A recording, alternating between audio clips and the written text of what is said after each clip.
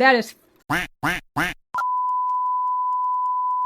This is not rage bait. I have had, at a minimum, 3 crash outs from this. So, this will be the rant of all rants for 2026, and it's just the beginning.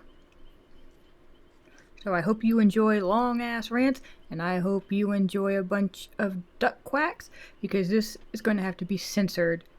So you may have noticed the title, Streamers Are Ruining Springtrap. And I don't say that lightly. As a matter of fact, for the past 7 months, this has gone under my radar. Until about roughly 2 weeks ago. Now I can hear you say, what? How? Why? And some of you might know, when I talk about Springtrap, I will put him as an A tier. And then a flood of comments will come in, no, he's B, he's C. That is because that is a mentality that has come out from streamers and content creators not understanding Springtrap and then giving the worst advice because of their lack of understanding. I have personally seen the effects of this dog shit advice. And there's one, if you know, you know, there is one of these content creators that in particular has rubbed me the wrong way multiple times. He was particularly brought to my attention by somebody in my Discord who used to watch him. So to start this rant off, let's begin with Springtrap. Because I feel at this point it has to be, I have to start at the foundation of what Springtrap and who Springtrap is as a killer in DBD. To just get this out of the way, for people who are going to be like, well, why do you care? You're a small YouTube channel. Why do you care? I care because after a while, these people who are looking to play Springtrap, to main Springtrap, who are miserable because of this dog advice, who want to quit Springtrap, who want to quit DBD because they can't have fun with the killer they want to play, tend to trickle down to me.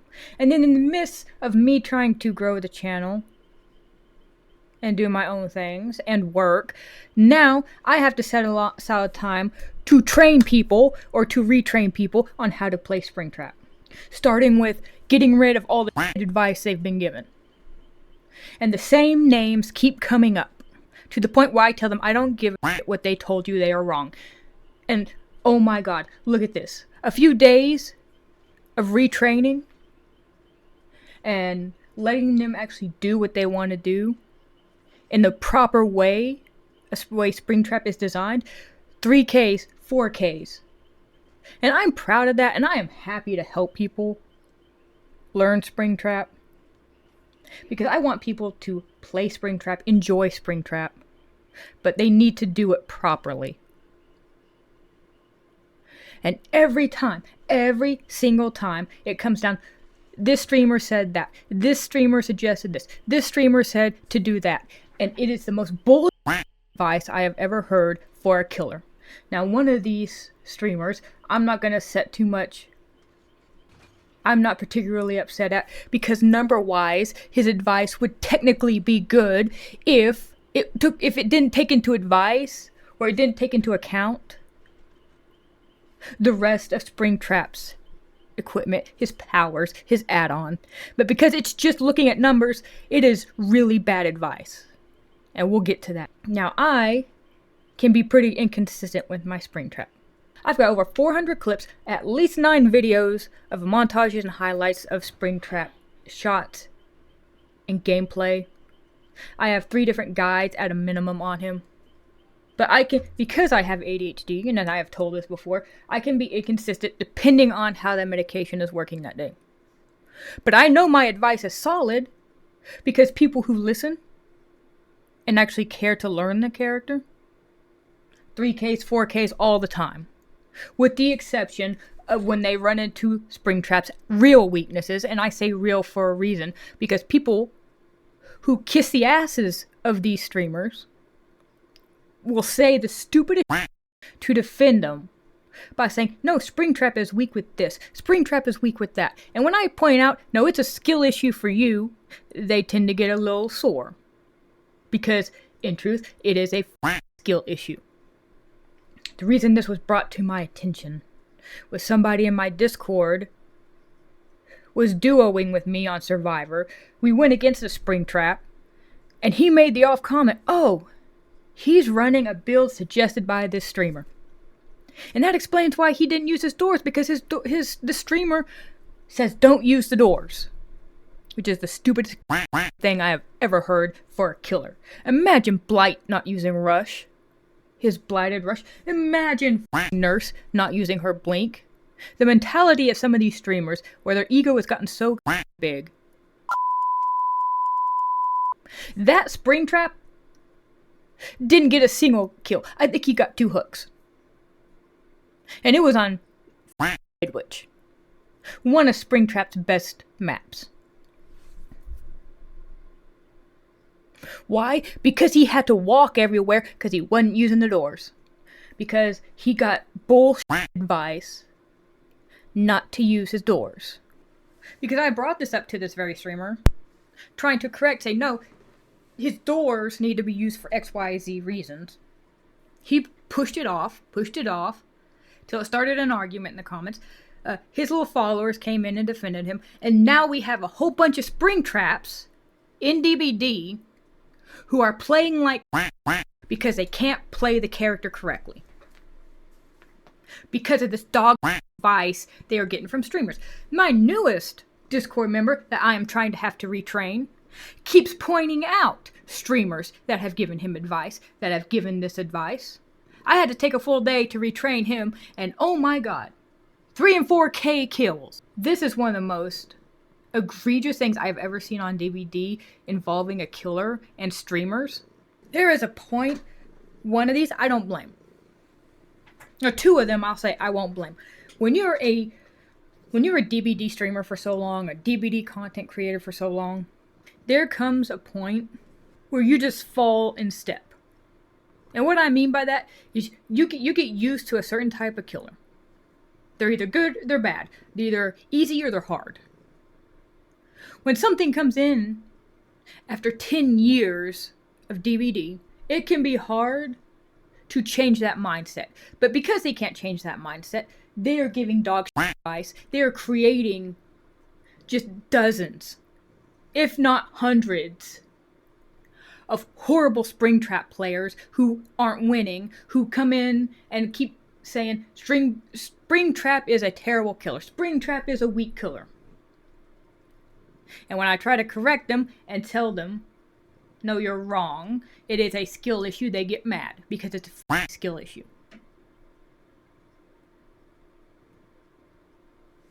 I know critical thinking in America has died, along with the ability to read. So a lot of people just follow what their streamer god says, and then their word is law. And the reason I think they're having so many issues with Springtrap is because of the way he was designed. He is not designed like any other killer in this game. They see easy to learn, easy. He's weak because of all these issues. All these issues that people keep making excuses for are skill issues, with the exception of a few. Because Springtrap is not perfect. I will say that right now. He has a lot of issues. He needs a lot of fixes. He needs a lot of tweaks. But a lot of the excuses I hear are skill issues because of this dog shit. So let me start with a PowerPoint, because people aren't going to go see my actual videos. I will link them. They're probably still not going to do much to help. So Springtrap. Terror radius 24 meters. Speed with his axe 4.4 meters per second. 110%, just like Huntress. Speed without the axe 4.6 meters per second. 115%. Now before we go any further, I have nothing personal against these streamers. I'm not pissed off directly at them. I am pissed off at their advice, because it is creating so many issues. So if you enjoy watching them and you get offended, get offended. Don't come into my comments. You can go and moan somewhere else. This has to be said because this needs to stop. This needs to be corrected before it becomes a problem, because it already pisses me off that I have to argue with people about their own skill issues in comments. Springtrap's design. Now, this has to be said. The reason Springtrap is designed differently. is because it was to accommodate for the influx of the new players that behavior knew would be coming when he released. He has a low skill floor. He is easy to pick up. He is easy to use. You got an M1, you got an axe you can throw. You can use doors to teleport. He is easy to pick up. He's not like Blight or Nurse or Kaneki, the S tiers that can be extremely difficult for new people. He was made to make sure all the new players felt comfortable picking him up. Let that sink in. He has a high skill ceiling, which means he is hard to master. This is what confuses people. Most streamers say, oh, this is easy. M1, axe, doors. You can do this and blah, blah, blah. They never take the time. I have 400 plus hours on Springtrap. He is my only main. I do not rotate him. I do not play him a couple of times a day. No, I play him 6 hours a day on the days I work and 12 to 14 hours on the days I do not work. He is my only killer. He's the only one I play. I do not rotate him with other killers. That is the difference between a Springtrap player and a Springtrap main. I've gone through the hours to learn him, to learn all of the tricks, to learn all of the little weird things that you can do with him. That is the difference. I have learned everything about his doors, his axe, and his add-ons. That's why I have guides on those things. The average player base for DBD, number-wise, is about 66 to 67,000. When Springtrap was released 7 months ago, it peaked at 120,717. He almost doubled the player base, and behavior saw that coming. His easy pickups, ranged weapon, M1 teleport. As it says, it allows new players to use him on release. And also understand these streamers, they are not giving advice for new players on DBD, which is also a problem. The hard to master is the axe's range, the arc, the weight, the timing, and what the axe can and cannot go over and or through. Door control, the micromanaging of the door, which also adds knowledge and sound. Add-on combinations, since some add-ons do work against each other. And the add-on empowerment to boost specific playstyles. Because another thing Springtrap is great at is being flexible and versatile to allow for different playstyles. He is not locked into one different playstyle, even though streamers would have you think otherwise. Because I see most of them think Jin defense or aura builds. No, he can do it all, and he does it all very well. It depends on the player. That is why he's different. His doors. Springtrap's map mobility is his doors. You will be granted undetectable for 20 seconds, and depending on whether you have Bonnie's guitar strings or the security badge, that will be altered. With Bonnie's guitar strings, flattening, you won't get it. You won't get your undetectable. Security badge increases it. His iridescent eerie remnant is also affected by the doors. It says on there you get that it will block pallets for 12 seconds, and it does. But you can only use 8 seconds of those 12 seconds because the other 4 seconds are you traveling through the door. And on top of that, the eerie remnant has a 32-meter range to the door you are traveling to. So if you were worried about survivors pre-running before, do not use it because you will give them a huge heads up. Now, here's one of the high skill stealing issues that people do not know. That the doors will make 2 different sounds, depending on the state of the door. There's a power down sound where it makes a mechanical whine, followed by beeps and the flashing dead battery symbol. That's when a survivor has used it to the point where the door no longer has power. In other words, survivors can no longer use the doors. But then there is also, and I shocker, there is an audio cue when you play Springtrap to let you know that a survivor is traveling through the doors. And this is a continuous double beep. And considering most of these doors are around loops, which are also around generators, there is no excuse to not hear it, other than you either have hearing issues, which is understandable, or you're not playing with headphones. The survivors can interact with the door. They can reveal Springtrap through the cameras. Survivors can use the doors for map mobility too. And we'll get into this. Springtrap can get an instant grab if survivors are in the doors. The panel on the door that has the door, or the linked door number, will glitch and flicker when Springtrap is coming to that door. When Springtrap is in the door and a survivor is using the door the survivor is going to will turn yellow, and it gives you a chance to grab them. By the way, that glitches. There's been bugs with that where the door won't turn yellow. That's not a Springtrap issue, that's a behavior issue. This is what happens when you have spaghetti code. The axe does affect Springtrap speed. It will change from 4.4 to 4.6. That is not worth tossing the axe at the beginning of the game. If you think that, you are an idiot. You can look at that and say, wow, 110 versus 115, that is a big boost. It is not. It is not worth you f***ing up axe shots, because that is part of Springtrap. The axe recall, the time to recall it, the animation is 1.5 seconds. The axe wind up is 1 second, which is slower than Huntress. The axe recovery time, the time you're allowed to do something after you throw it, is 2 seconds. A majority of Springtrap's add-ons center around his axe. So throwing it, you are f***ing yourself over.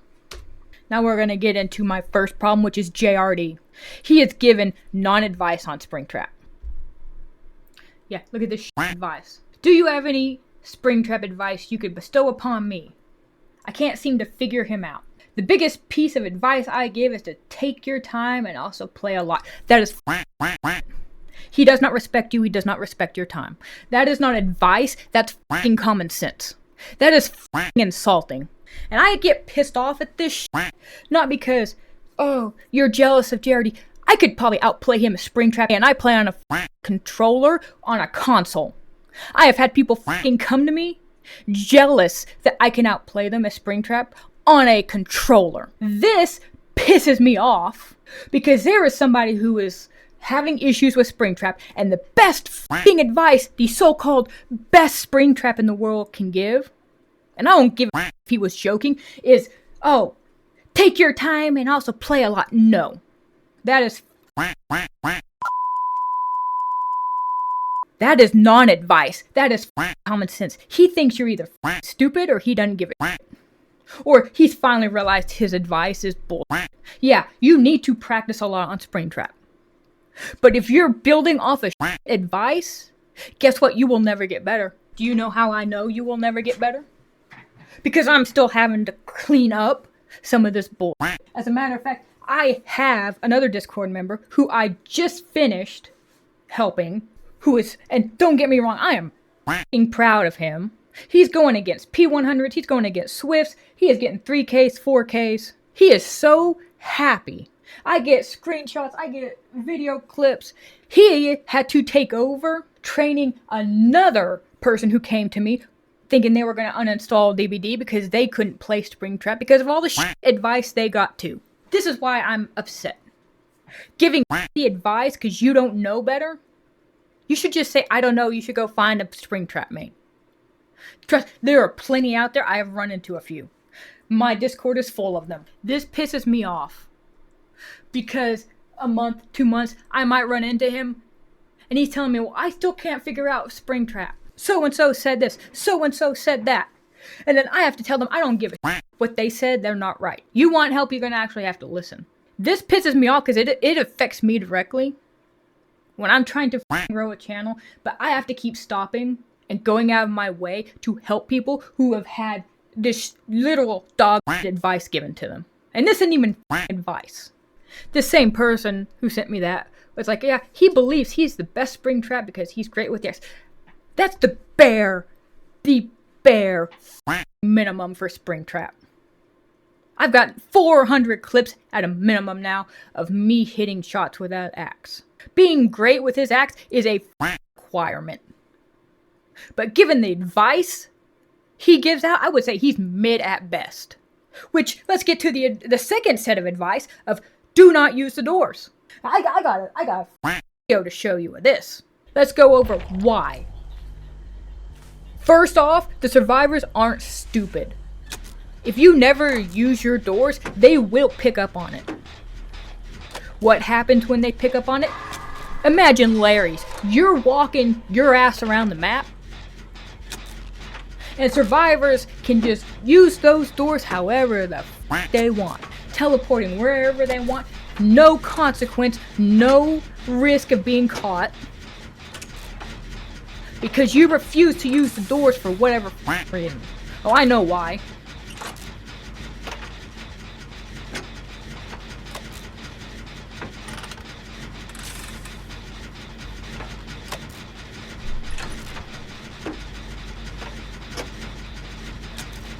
One of these spring traps did do this on Larry's, which is why I used this. I didn't take video, I didn't get that captured.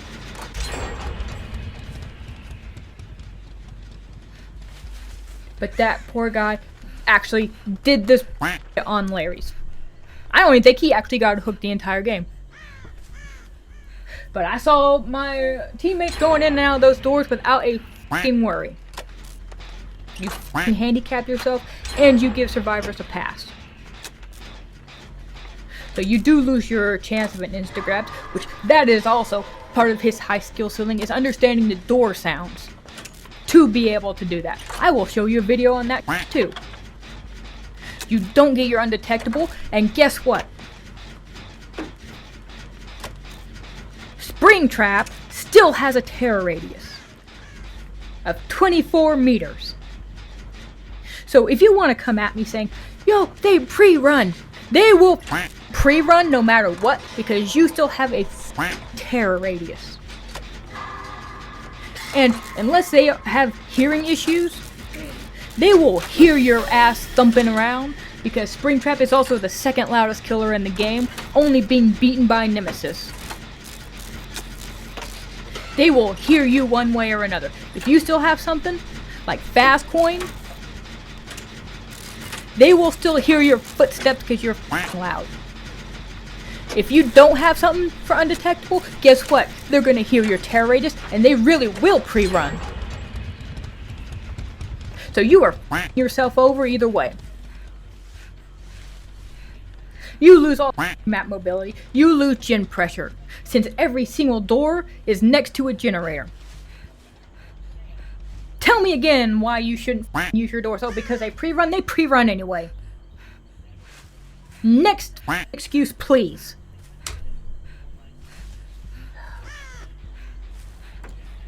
Stalked is the second one who did the don't use doors. His is less egregious, because his idea was, well, don't use it at the start of the game.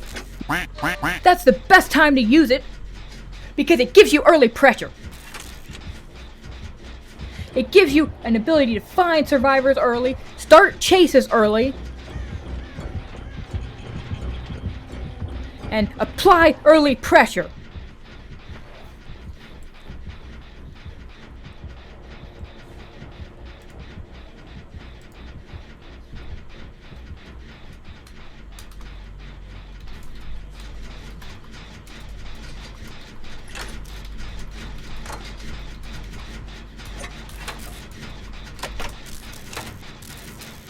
Now his is less egregious because he still says use the doors, don't use them often, and don't use it at the start apparently. That is what I've been told by one of these poor people who've come to me looking for help. To which I told him I don't give what he said. It's wrong. These people, they play Springtrap maybe 100 hours. I have seen stalked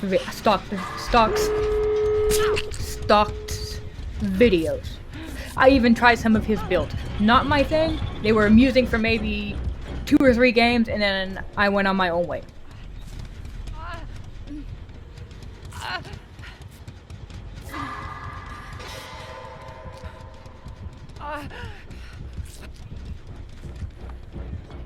I have seen Stalked. He is a good Springtrap. So why he's giving advice, I don't know.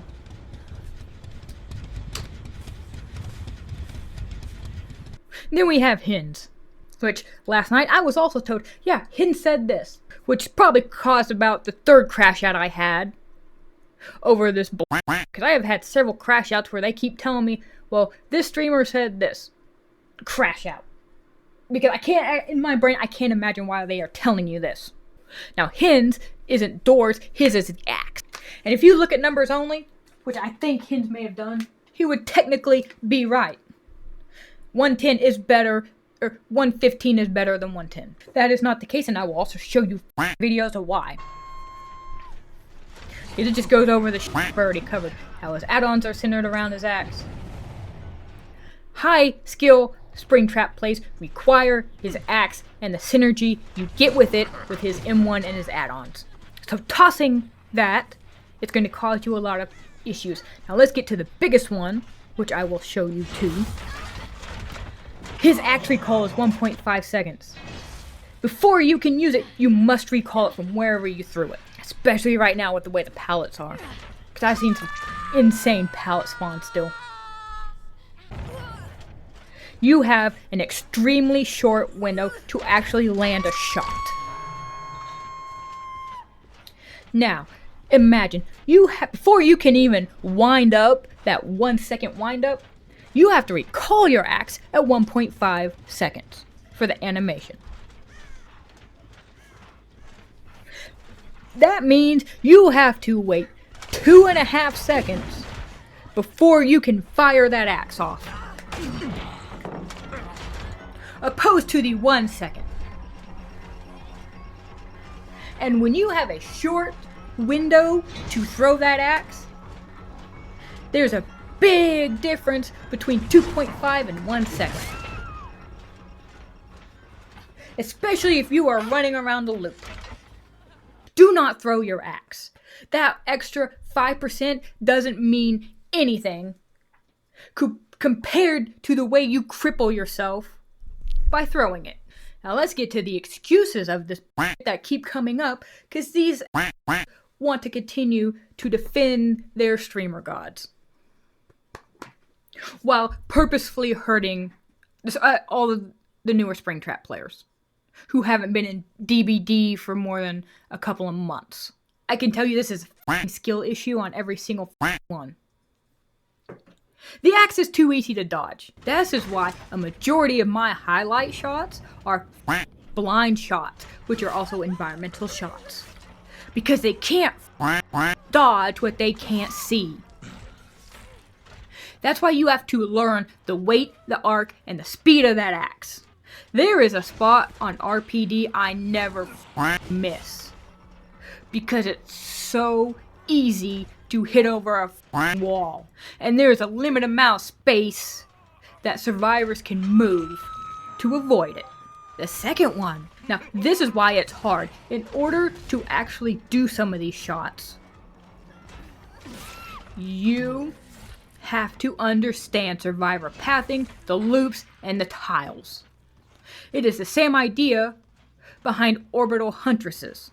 And I believe Coconut, someone who does main Huntress and has gone over this, has explained it. So I'm sure he can explain it a lot better. But you have to understand survivors in order to do these shots.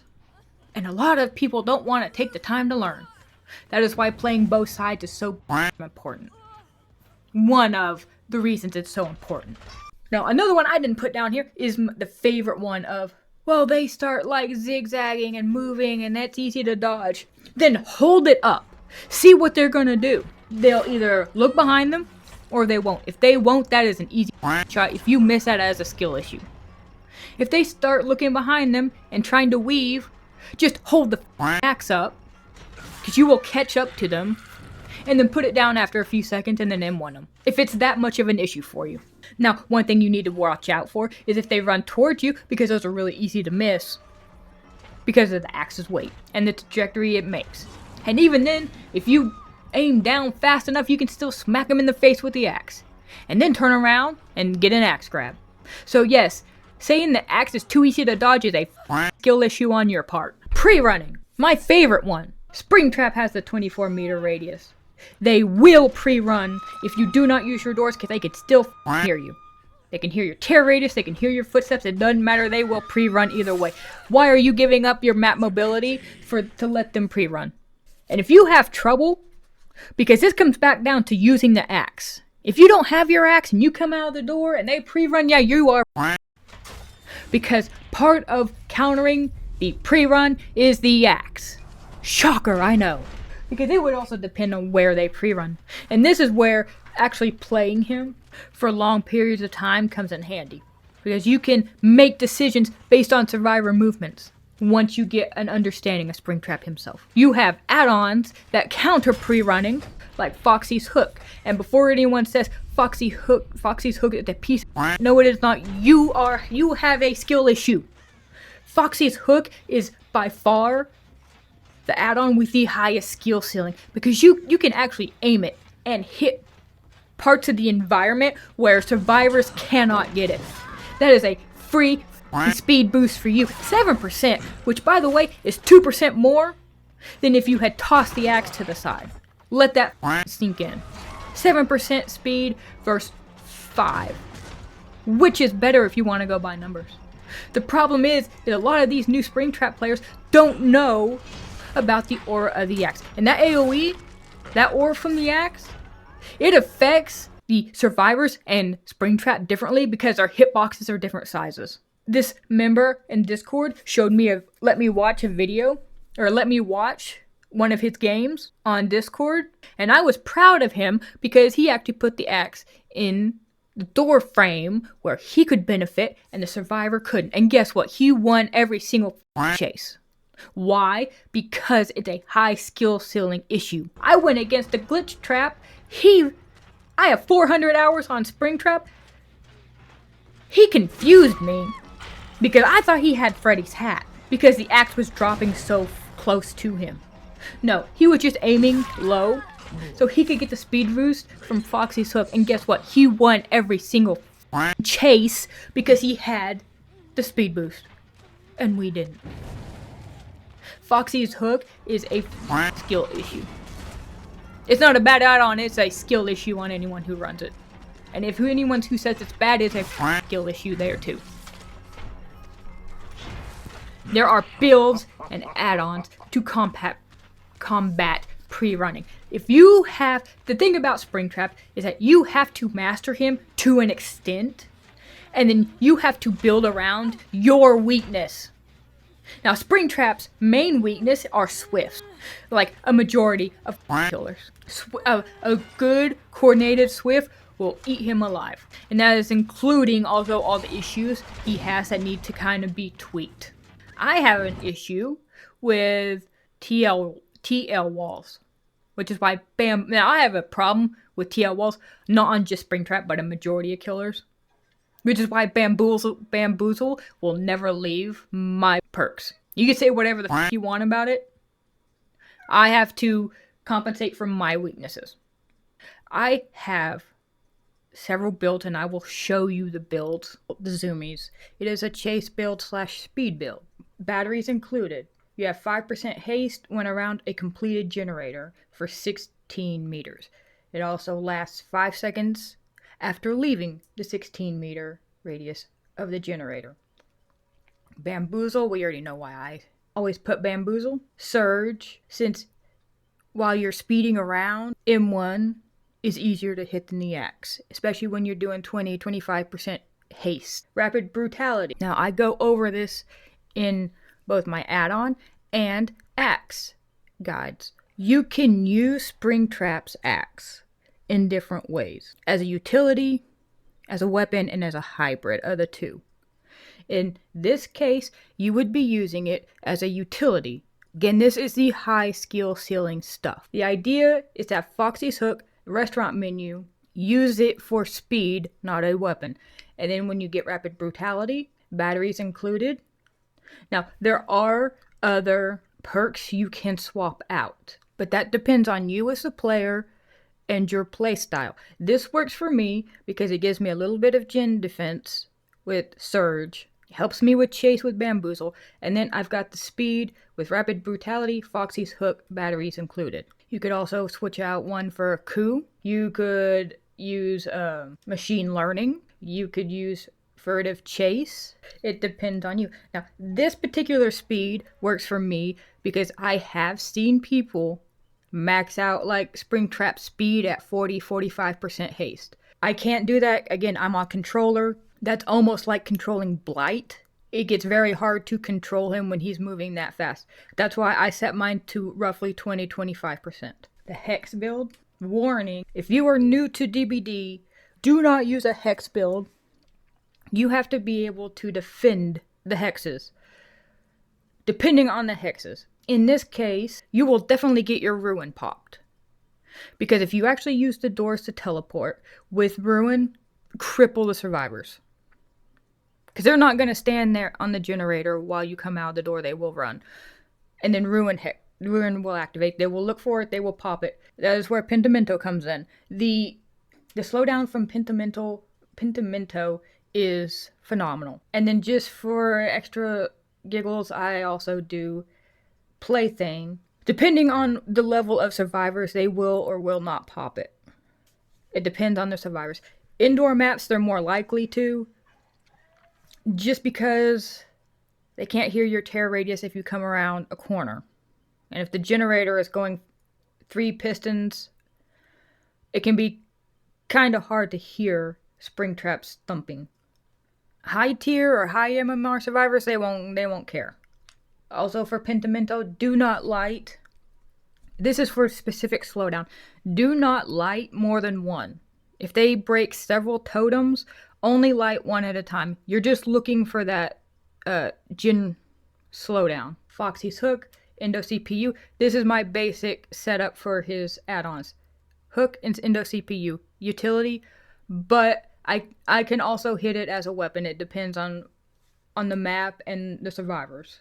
That is another thing about Springtrap's high skill ceiling is you have to be able to switch the axe to your needs in a game. If I have these 2 add-ons on, I will always be able to make that switch, depending on the map, depending on the survivors. The in-game build. This is more of an advanced build. Yes, the gens go fast right now. I think Hens proved you can do all 5 generators and escape under 3 minutes. It's ridiculous. This won't do you much good if you're not good with Springtrap. Because you have to force the 5 stacks of Remember Me on the Obsession. That means you actually have to hit them.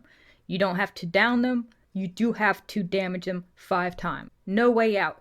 You must hook all 4 survivors to get the full benefit of No Way Out. Blood Warden speaks for itself. One of the most hated perks by survivors. Now, I personally am not good with timing and in-game collapse. I always miss it by about 5 seconds to get the 4K using the entity. I have trouble with that, I admit it. Phantom Fear for survivors who are trying to hide from you during in-game collapse while they're trapped in the game. You don't need Phantom Fear. You could use Spies from the Shadow. It works theoretically even better since it doesn't have the long 60-second cooldown. Loot Bag. Again, Loot Bag is one that will only ever help you if you can properly use his axe. Because you have to have it inside a survivor's back. And on that, be careful because for some reason behavior mapped the M1 and the axe grab to the same button, and when they're sitting there weaving back and forth in front of the gate trying to remove your axe, it is very easy to accidentally M1 them instead of getting the axe. I've done that before too. The so-called anti-bully build. I need to rename it. This is just a fun build. It is surprisingly effective. Fire Up, Bamboozle, Forever Entwined, Phantom Fear. Fire Up is token based. Every time a generator is completed, you gain 6% stackable buff, which grants speed bonus to picking up, dropping, vaulting, damaging generators, and breaking pallets and breakable walls for the rest of the trial. That also stacks with Bamboozle's vault speed of 15%, and it stacks with Forever Entwined's pickup speed, which is also token based. Every time you damage a survivor, you get 4% faster pickup. And then Phantom Fear, Forever Entwined, and Fire Up have a cap. Yeah, there is a hard cap to pick up speed at 42%. So if you combine Fire Up and Forever Entwined, you will hit that cap. You don't get the full benefit of them combined. But you literally pick up and hook so fast, it is a big time saver. And on top of that, if survivors aren't expecting it, they won't be able to get flashlight saves. It's hard for them to get pallet saves unless they're breathing down your back, ready for the pallet save. I have found it surprisingly useful. And then again, my favorite add-on set, Foxy's Hook, Endo CPU. The Scream build is more of a meme build I wanted to do because I find it hilarious when survivors are just running around the map screaming non-stop. Hex Face the Darkness. This is also a very unique hex.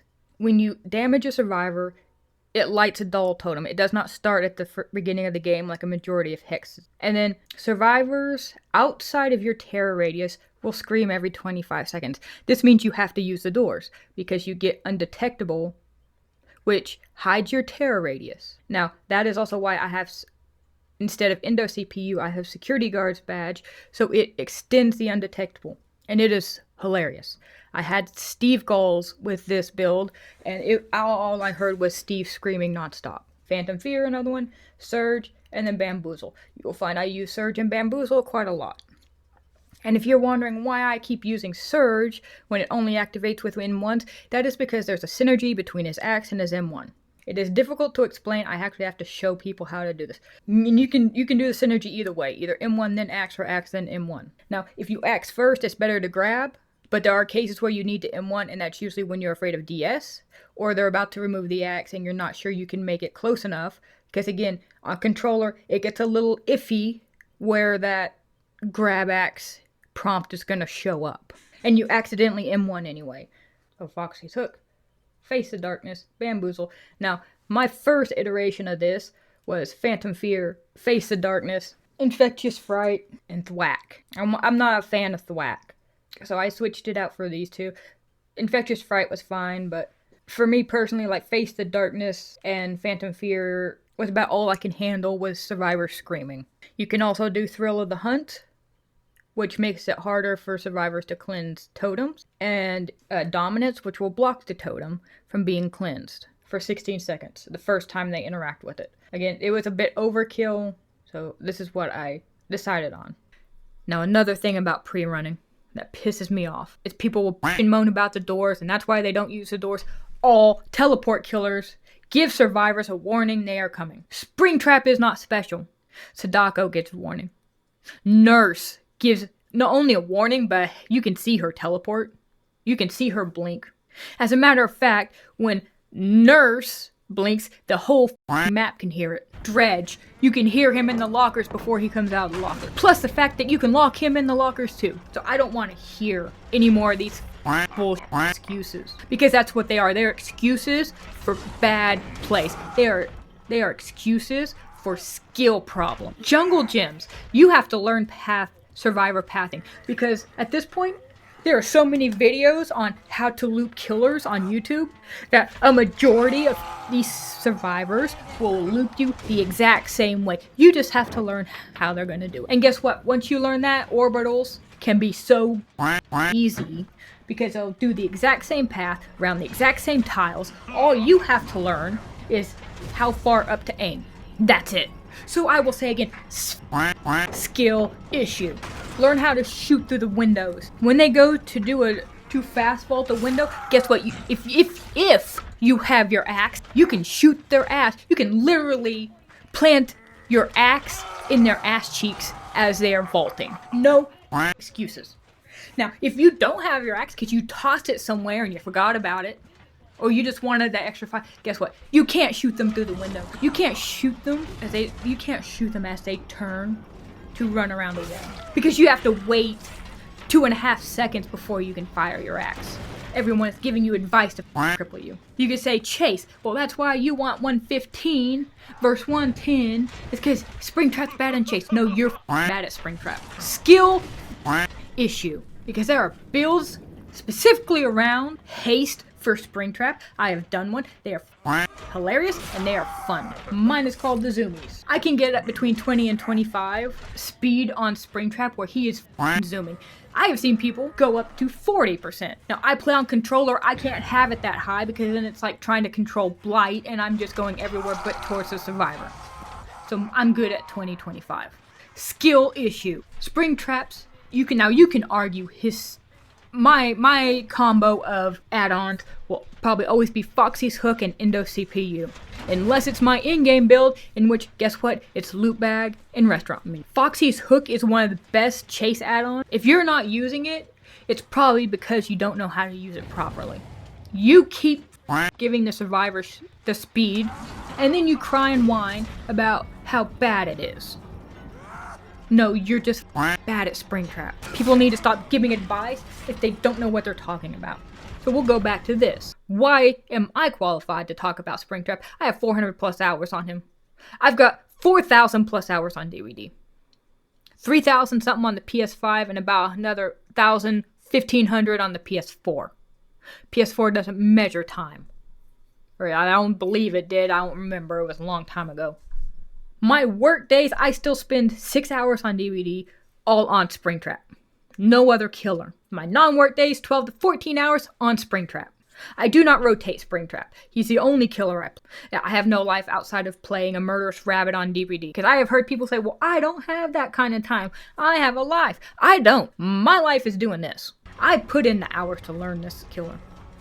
I put in the hours to learn how to play this killer correctly. I put in the hours to learn his add-on combos. I put in the hours to learn builds. Now, to be fair, builds are very player specific because it relates to play style. The same member who is helping me teach another one, he is a very Jin defense type play style.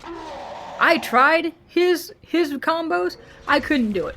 I got like 2 hooks. Because it's a playstyle issue. Where Springtrap is concerned, playstyle matters. And thus, making your builds around that playstyle matters. But first, you have to know the foundations of this killer. If you do not, you will be one of these and moaning about how bad he is, how weak he is. And then when somebody tries to give you advice, you will go and start kissing the ass of your streamer god saying, no, this is the best way, he's just bad, he's just weak. And I swear, anyone comes into my comments for this video trying to prove otherwise, I will not only put you on blast, I will make a video showing you exactly how you are supposed to do the you're moaning about, how you have severe skill issues, and how you're wrong. And I will love to do it because I love proving people wrong when it comes to Springtrap, and I have done it over and over and over again. And the fact that I have to correct people and their bad dog advice proves it. I don't mind helping with this, but this is getting old because it never should have been an issue to begin with.